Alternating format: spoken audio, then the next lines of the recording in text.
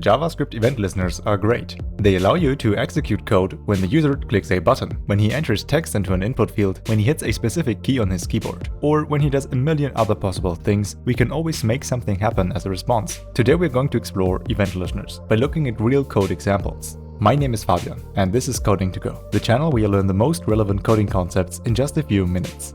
I'm assuming you already have an HTML element that you want to interact with, like a button. And you also have a JavaScript file that you have imported properly in your HTML head, using the defer attribute. Now, to work with this button, we need to get it into a JavaScript variable. Const button equals document.getElementById myButton. I basically search the document for the element that has the ID myButton. This ID has to be identical with the ID that I assigned in HTML. Now we can use button.addEventListener. This is a JavaScript function. This function will receive two arguments. The first one is the event type. We want to listen to the event click. Make sure to write this as a string in quotation marks. Now we write comma to assign the second argument, which is the function we want to call. Let's call it do something. This function needs to be defined somewhere. Function do something. For now we can show an alert. Hello world. And this code should already work. When we click on the button, there's a pop-up saying hello world. Now what you do with this function is completely up to you. Let's look at a few examples. You can create a simple cookie clickers clone by having a counter that increases every time you click the button. A very common use case for event listeners would be to add and remove classes on click, because these classes can have many different styles that we applied in CSS. Doing that will allow the user to change the design of the website. But click is by far not the only event you need to know. Since you can apply an event listener to any HTML element, they all have their own unique events that you can listen to. The most basic event types that every element has are click for clicking, mouse over for when you hover over the element, and mouse out when the mouse leaves the element. But you can also detect keyboard inputs. First, we apply an event listener to the entire window. The event that we are waiting for is keydown.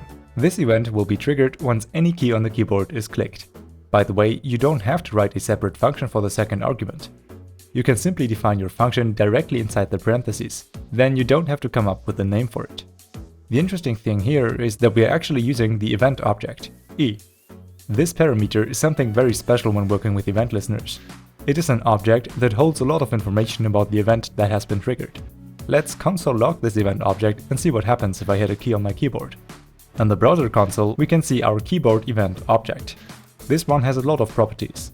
The letter F that I pressed. Now, if you combine this keycode property with if conditions and loops, you can already start developing simple browser games. Just ask if a certain key was pressed and then do something as a response. Each key has a unique keycode that you can look up in the documentation when you need it. Or just console log the event.code and watch it being printed in the console.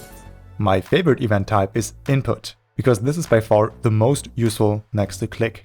The input event allows us to do something whenever something happens inside an input field, select, or text area. Every single time you enter a letter, the input event is fired. You can use this code, for example, to create a live display. The heading will greet me because I'm assigning the event.target.value to the inner text of the heading. The property that I used to implement this feature was the target. The target property contains the information on what element the event was triggered, which is the input field. Pretty cool. Now we know the first parameter is the event type. It controls when to do something, for example, on click. The second parameter is the function that controls what to do when the event is triggered. But there's also a third parameter, which is the options object. This is an object where you can provide additional options for the event listener. Now you can go down a real rabbit hole and read everything about these options. But honestly, you're not going to use them very often. The most famous option that you might actually use would be the boolean once. If you set this to true, then the event listener can only be triggered one time. The rest of the events will be ignored.